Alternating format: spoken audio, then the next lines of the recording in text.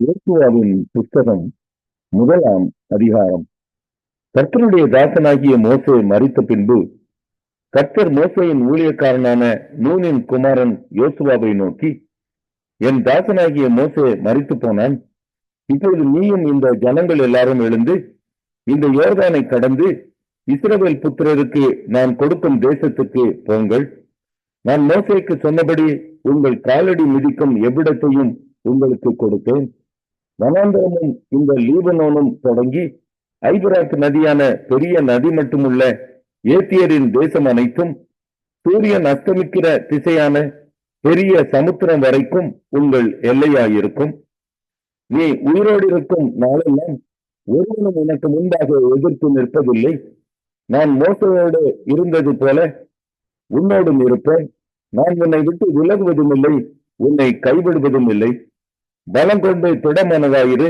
இந்த ஜனத்தின் பிதாக்களுக்கு நான் கொடுப்பேன் என்று ஆணையிட்ட தேசத்தை நீ இவர்களுக்கு பங்கிடுவாய்.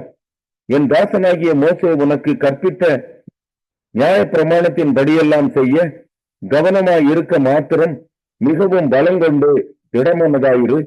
நீ போகும் இடமெல்லாம் புத்திமானாய் நடந்து கொள்ளும்படிக்கு அதை விட்டு வலது இடதுபுறம் விலகாதிருப்பாயாக. இந்த நியாயப்பிரமாண புத்தகம் உன் வாயை விட்டு பிரியாதிருப்பதாக. இதில் எழுதி இருக்கிறவைகளின் படியெல்லாம் நீ செய்ய கவனமாய் இருக்கும்படி இரவு பகலும் அதை தியானித்துக் கொண்டிருப்பாயாக. அப்பொழுது நீ உன் வழியை வாய்க்க பண்ணுவாய். அப்பொழுது புத்திமானாயும் நடந்து கொள்வாய். நான் உனக்கு கட்டளை இடவில்லையா? பலம் கொண்டு திடமனதாயிரு, திகையாதே, கலங்காதே. நீ போகும் இடமெல்லாம் உன் தேவனாகிய கர்த்தர் உன்னோடு இருக்கிறார் என்றார். அப்பொழுது யோசுவா ஜனங்களின் அதிபதிகளை நோக்கி, நீங்கள் பாளையத்தை உருவ நடந்து போய் ஜனங்களை பார்த்து உங்களுக்கு போஜன பதார்த்தங்களை ஆயத்தம் பண்ணுங்கள். உங்கள் தேவனாகிய கர்த்தர் உங்களுக்கு சுதந்திரிக்க கொடுக்கும் தேசத்தை நீங்கள் சுதந்திரித்துக் கொள்ளும்படிக்கு இன்னும் 3 நாளைக்குள்ள இந்த யோர்தானை கடந்து போவீர்கள் என்று சொல்ல சொன்னான். பின்பு யோசுவா ரூபனியரையும் காத்தியரையும் மனாசேயின் பாதி கோத்திரத்தாரையும் நோக்கி, கர்த்தருடைய தாசனாகிய மோசே உங்களுக்கு கற்பித்த வார்த்தையை நினைத்துக் கொள்ளுங்கள். உங்கள் தேவனாகிய கர்த்தர் உங்களை இளைப்பார பண்ணி இந்த தேசத்தை உங்களுக்கு கொடுத்தாரே. உங்கள் பெண் ஜாதிகளும் பிள்ளைகளும் மிருக ஜீவன்களும் மோசே உங்களுக்கு யோர்தானுக்கு இப்புறத்திலே கொடுத்த தேசத்தில் இருக்கட்டும். உங்களில் உள்ள யுத்த வீரர் யாவரும் உங்கள் சகோதரருக்கு முன்பாக அணி அணியாய் கடந்து போய் கர்த்தர் உங்களைப் போல உங்கள் சகோதரரையும் இளைப்பார பண்ணி அவர்களும் உங்கள் தேவனாகிய கர்த்தர் தங்களுக்கு கொடுக்கும் தேசத்தை சுதந்திரித்துக் கொள்ள மட்டும் அவர்களுக்கு உதவி செய்ய கடவீர்கள். பின்பு நீங்கள் கர்த்தருடைய தாசனாகிய மோசே உங்களுக்கு யோர்தானுக்கு இப்புறத்தில் சூரியன் உதிக்கும் திசைக்கு நேராக கொடுத்த உங்கள் சுதந்திரமான தேசத்துக்கு திரும்பி அதை சுதந்திரித்துக் கொண்டிருப்பீர்களாக என்றான். அப்பொழுது அவர்கள் யோசுவாவுக்கு பிரதியுத்தரமாக, நீர் எங்களுக்கு கட்டளை இடுகிறது எல்லாம் செய்வோம், நீர் எங்களை அனுப்பும் இடமெங்கும் போவோம், நாங்கள் மோசேக்கு செவி கொடுத்தது போல உமக்கும் செவி கொடுப்போம், உங்களுடைய தேவனாகிய கர்த்தர் மாத்திரம் மோசையோடு இருந்தது போல உங்களுடன் இருப்பாராக, நீர் எங்களுக்கு கட்டளையிடும் சகல காரியத்திலும் உம்முடைய சொல்லை கேளாமல் உம்முடைய வாக்குக்கு முரட்டாட்டம் பண்ணுகிற எவனும் கொலை செய்யப்பட கடவன், பலம் கொண்டு திடமனதாய் மாத்திரம். ஏசாயா 7ஆம் அதிகாரம்.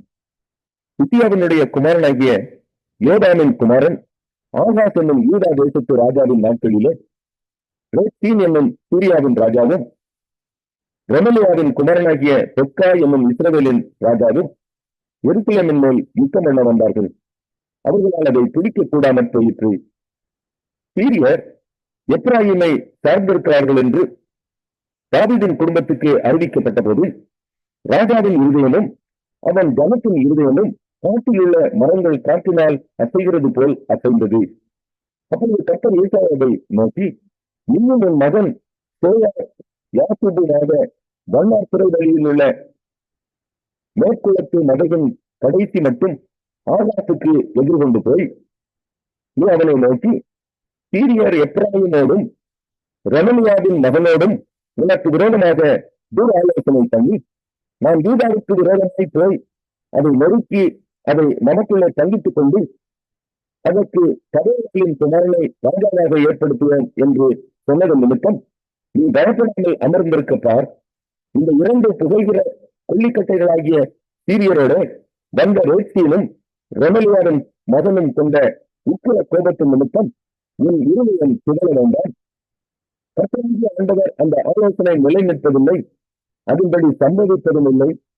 சீரியாவின் தலை தமஸ்கு, தமஸ்குவின் தலை ரோட்சீன். இன்னும் 65 வருஷங்களிலே எப்ராயிம் ஒரு கனமாய் இராதபடிக்கு நொறுங்குண்டு போம். எப்ராயிமின் தலை சமாரியா, சமாரியாவின் தலை ரெமலியாவின் மகன். நீங்கள் விசுவாசியாவிட்டால் நிலை பெற மாட்டீர்கள் என்று சொல் என்றார். இன்னும் கர்த்தர் ஆகாசை நோக்கி, நீ உன் தேவனாகிய கர்த்தரிடத்தில் ஒரு அடையாளத்தை வேண்டிக்கொள், அதை ஆழத்தில் இருந்தாகிலும் உன்னதத்தில் இருந்தாகிலும் உண்டாக கேட்டுக்கொள் என்று சொன்னார். ஆகாசோ, நான் கேட்க மாட்டேன், நான் கர்த்தரை பரீட்சை செய்ய மாட்டேன் என்றான். அப்பொழுது ஏசாயா, தாவீதின் வம்சத்தாரை கேளுங்கள், நீங்கள் மனுஷரை விசனப்படுத்துகிறது போதாதென்று என் தேவனையும் விசனப்படுத்த பார்க்கிறீர்களோ? ஆதலால் ஆண்டவர் தானே உங்களுக்கு ஒரு அடையாளத்தை கொடுத்தார். இதோ ஒரு கன்னிகை கர்த்தவதியாகி ஒரு குமாரனை பெறுவாள், அவருக்கு இம்மானுவேல் என்று பெயரிடுவாள். தீமையை வெறுத்து நன்மையை தெரிந்து கொள்ள அறியும் வயது மட்டும் அவர் வெண்மையையும் தேனையும் சாப்பிடுவார். அந்த பிள்ளை தீமையை வெறுக்கவும் நன்மையை தெரிந்து கொள்ளவும் அறிகிறதற்கு முன்னே நீ அருவருக்கிற தேசம் அதில் 2 ராஜாக்களால் விட்டுவிடப்படும். எப்ராயிம் யூதாவை விட்டு பிரிந்த நாள் முதல் வராத நாட்களை கர்த்தர் உன்மேலும் உன் ஜனத்தின் மேலும் உன் பிதாவுடைய வம்சத்தின் மேலும் அசீரியாவின் ராஜாவினாலே வரப்படுவார். அந்நாட்களிலே கர்த்தர் எகிப்து நதிகளின் கடலாந்தரத்தில் உள்ள ஈயையும் அசீரியா தேசத்தில் இருக்கும் தேனியையும் பலி காட்டி அழைத்தார். அவர்கள் 2 ஏகமாய வனாந்தரங்களின் பள்ளத்தாக்குகளிலும் கண்மலைகளின் வெடிப்புகளிலும் எல்லா முற்காடுகளிலும் மேய்ச்சல் உள்ள எல்லா இடங்களிலும் தங்கும். அப்பொழுது ஆண்டவர் கூலிக்கு வாங்கின சபரகன் கத்தியினால், அதாவது நதியின் அக்கறையில் உள்ள அசீரியா ராஜாவினால் தலை மயிரையும் கால் மயிரையும் சிறப்பித்து தாடியையும் வாங்கி போடுவித்தார். அக்காலத்தில் ஒருவன் ஒரு இளம் பசுவையும் 2 ஆடுகளையும் வளர்த்தால் அவைகள் பூரணமாய் பால் கறக்கிறபடியினால் வெண்மையை சாப்பிடுவான். தேசத்தின் நடுவில் மீதியாய் இருப்பவன் எவனும் வெண்மையையும் தேனையுமே சாப்பிடுவான். அந்நாளிலே 1000 வெள்ளிக்காசு பெறும் 1000 திராட்சை செடி இருந்த நிலமெல்லாம் முச்செடியும் நெருங்கிலுமாகும். தேசமெங்கும் முச்செடியும் நெருங்கிலும் உண்டாயிருப்பதினால் அம்புகளையும் விலையையும் பிடித்து அங்கே போக வேண்டியதாயிருக்கும். மண் வெட்டியால் கொத்தப்படுகிற மலைகள் உண்டோ? முச்செடிகளுக்கும் நெருங்கிலுக்கும் பயப்படுவதனால் அவைகளில் ஒன்றுக்கும் போகக்கூடாமையினால் அவைகள் மாடுகளை வேட்டி விடுவதற்கும் ஆடுகள் மிதிப்பதற்குமான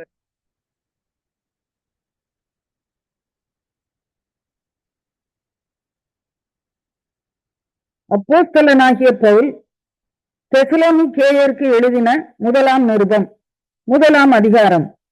பவுலும் சில்வானும் தீமோத்தேயும் பிதாவாகிய தேவனுக்குள்ளும் கர்த்தராகிய இயேசு கிறிஸ்துவுக்குள்ளும் இருக்கிற தெசலோனிக்கேயர் சபைக்கு எழுதுகிறதாவது, நம்முடைய பிதாவாகிய தேவனாலும் கர்த்தராகிய இயேசு கிறிஸ்துவினாலும் உங்களுக்கு கிருபையும் சமாதானமும் உண்டாவதாக.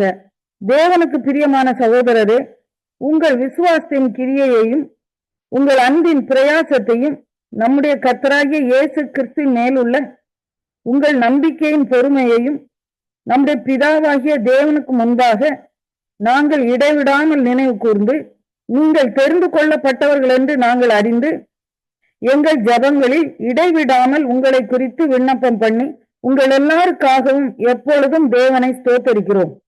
எங்கள் சுவிசேஷம் உங்களிடத்தில் வசனத்தோட மாத்திரமல்ல, வல்லமையோடும் பரிசுத்த ஆவியோடும் முழு நிச்சயத்தோடும் வந்தது.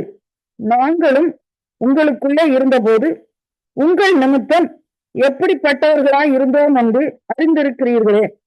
நீங்கள் மிகுந்த உபத்திரவத்திலே பரிசுத்த ஆவியின் சந்தோஷத்தோடு திருவசனத்தை ஏற்றுக்கொண்டு எங்களையும் கர்த்தரையும் பின்பற்றுகிறவர்களாகி இவ்விதமாய் மக்கதோனியாவிலும் அகாயாவிலும் உள்ள விசுவாசிகள் யாவருக்கும் மாதிரிகள் ஆனீர்கள்.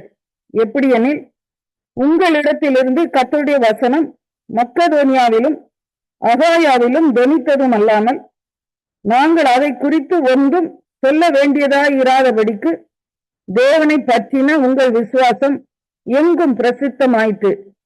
ஏனெனில் அவர்கள் தாமே எங்களை குறித்து உங்களிடத்தில் நாங்கள் அடைந்த பிரவேசம் இன்னதென்பதையும் ஜீவனுள்ள மெய்யான தேவனுக்கு ஊழியம் செய்வதற்கு நீங்கள் விக்கிரங்களை விட்டு தேவனிடத்திற்கு மனம் திரும்பினதையும் அவர் மரித்தோரிலிருந்து எழுப்பினவரும் இனி வரும் கோபாக்கனை நின்று நம்மை நீங்களாக்கி ரட்சிக்கிறதுமாய் இருக்கிற அவருடைய குமாரனாகிய இயேசு பரலோகத்திலிருந்து வருவதை நீங்கள்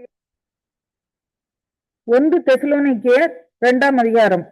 சகோதரரே, நாங்கள் உங்களிடத்தில் பிரவேசித்தது வீணா இருக்கவில்லை என்று நீங்களே அறிந்திருக்கிறீர்கள். உங்களுக்கு தெரிந்திருக்கிறபடி முன்னே பிலிப்பி பட்டணத்திலே நாங்கள் பாடுபட்டு நிந்தை அடைந்திருந்தும் வெகு போராட்டத்தோட தேவனுடைய சுவிசேஷத்தை உங்களுக்கு சொல்லும்படி நம்முடைய தேவனுக்குள் தைரியம் கொண்டிருந்தோம். எங்கள் போதகம் வஞ்சகத்தினாலும் துராசையினாலும் உண்டாகவில்லை, அது கபடம் உள்ளதாயும் இருக்கவில்லை. சுவிசேஷத்தை எங்களிடத்தில் ஒப்புவிக்கத்தக்கதாய் தேவன் எங்களை உத்தமர் என்று எண்ணியபடியே நாங்கள் மனுஷருக்கு அல்ல, எங்கள் இருதயங்களை சோதித்தருகிற தேவனுக்கே பிரியமுண்டாக பேசுகிறோம். உங்களுக்கு தெரிந்திருக்கிறபடி நாங்கள் ஒரு காலம் இச்சகமான வசனங்களை சொல்லவும் இல்லை, பொருளாசை உள்ளவர்களாய் நியாயம் பண்ணவும் இல்லை. தேவனே சாட்சி. நாங்கள் கிறிஸ்துவின் அப்போஸ்தலராக உங்களுக்கு பாரமாய் இருக்கக்கூடியவர்களானாலும் உங்களிடத்திலாவது மற்றவர்களிடத்திலாவது மனுஷரால் வரும் மகிமையை நாங்கள் தேடவில்லை. உங்களிடத்தில் பட்சமாய் நடந்து கொண்டோம். பால் கொடுக்கிற தாயானவள் தன் பிள்ளைகளை காப்பாற்றுகிறது போல நாங்கள் உங்கள் மேல் வாஞ்சியாய் இருந்து தேவனுடைய சுவிசேஷத்தை உங்களுக்கு கொடுத்ததும் அல்லாமல் நீங்கள் எங்களுக்கு பிரியமானவர்களானபடியினாலே எங்கள் ஜீவனையும் உங்களுக்கு கொடுக்க மனதாயிருந்தோம். சகோதரரே, நாங்கள் பட்ட பிரயாசமும் வருத்தமும் உங்களுக்கு ஞாபகமாயிருக்கும். உங்களில் ஒருவனுக்கும் பாரமாயிராதபடிக்கு இரவும் பகலும் நாங்கள் வேலை செய்து தேவனுடைய சுவிசேஷத்தை உங்களிடத்தில் பிரசங்கித்தோம்.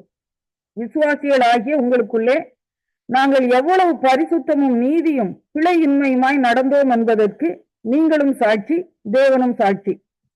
மேலும் தம்முடைய ராஜ்யத்துக்கும் மகிமைக்கும் உங்களை அழைத்த தேவனுக்கு நீங்கள் பாத்திரராய் நடக்க வேண்டும் என்று தகப்பன் தன் பிள்ளைகளுக்கு சொல்லுகிறது போல நாங்கள் உங்களில் ஒவ்வொருவனுக்கும் புத்தியும் தேறுதலும் எச்சரிப்பும் சொன்னதை அறிந்திருக்கிறீர்கள்.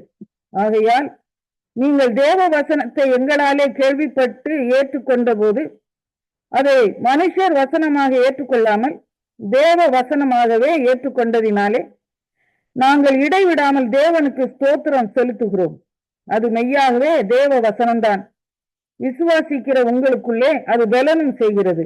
எப்படியெனில், சகோதரரே, யூதேயா தேசத்தில் கிறிஸ்து இயேசுக்குள்ளான தேவனுடைய சபைகளை நீங்கள் பின்பற்றினவர்களாகி அவர்கள் யூதராலே எப்படி பாடுபட்டார்களோ அப்படியே நீங்களும் உங்கள் சுய ஜனங்களாலே பாடுபட்டீர்கள். அந்த யூதர்கள் கர்த்தராகிய இயேசுவையும் தங்கள் தீர்க்கதரிசிகளையும் கொலை செய்தவர்களும், எங்களை துன்பப்படுத்தினவர்களும், தேவனை கேட்காதவர்களும், மனுஷர் யாவருக்கும் விரோதிகளுமாயிருந்து புறஜாதியார் ரட்சிக்கப்படுவதற்கு நாங்கள் அவர்களோட பேசாதபடிக்கு தடை பண்ணுகிறார்கள். இவ்விதமாய் எக்காலத்திலும் தங்கள் பாவங்களை நிறைவாக்குகிறார்கள். அவர்கள் மேல் கோபாக்கினை பூரணமாய் வந்திருக்கிறது. சகோதரரே, நாங்கள் இருதயத்தின்படி உங்களோடு இருந்து சரீரத்தின்படி கொஞ்ச காலம் உங்களை விட்டு பிரிந்திருந்தபடியினாலே உங்கள் முகத்தை பார்க்க வேண்டும் என்று மிகுந்த ஆசையோடு அதிகமாய் பிரயத்தனம் பண்ணினோம். ஆகையால் நாங்கள் உங்களிடத்தில் வர இரண்டொரு தரம் மனதாயிருந்தோம். பவுலாகிய நானே வர மனதாயிருந்தேன். சாத்தானோ எங்களை தடை பண்ணினான். எங்களுக்கு நம்பிக்கையும் சந்தோஷமும் மகிழ்ச்சியின் கிரீடமுமாய் இருப்பவர்கள் யார்? நம்முடைய கர்த்தராகிய இயேசு கிறிஸ்து வரும்போது அவருடைய சன்னிதானத்திலே நீங்கள் அல்லவா அப்படி இருப்பீர்கள். நீங்களே எங்களுக்கு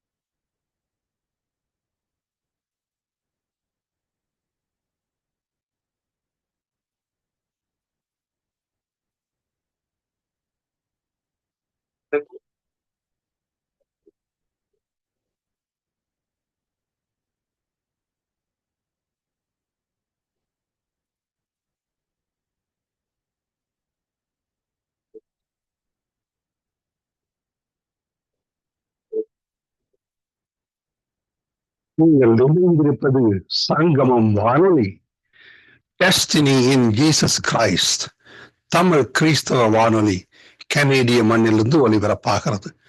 மார்க் 16:15, மத்தேயு 24:14 வசனத்தின்படி இயேசு சீசர்களை நோக்கி, நீங்கள் உலகெங்கும் போய் சர்வ சிருஷ்டிக்கும் சுவிசேஷத்தை பிரசங்கியுங்கள்.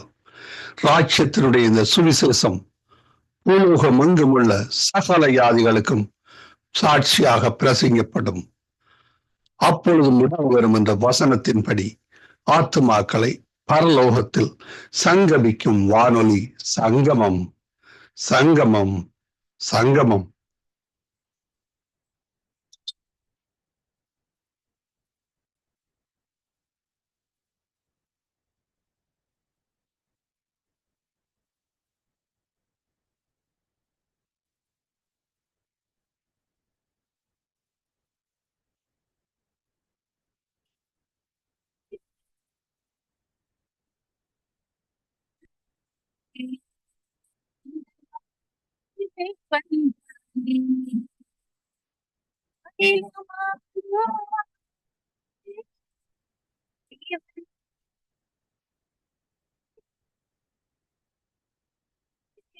மாதினாலும் அறந்த வார்த்தை தேவன் வார்த்தை மாதிரி அறந்த வார்த்தை தேவன் வார்த்தை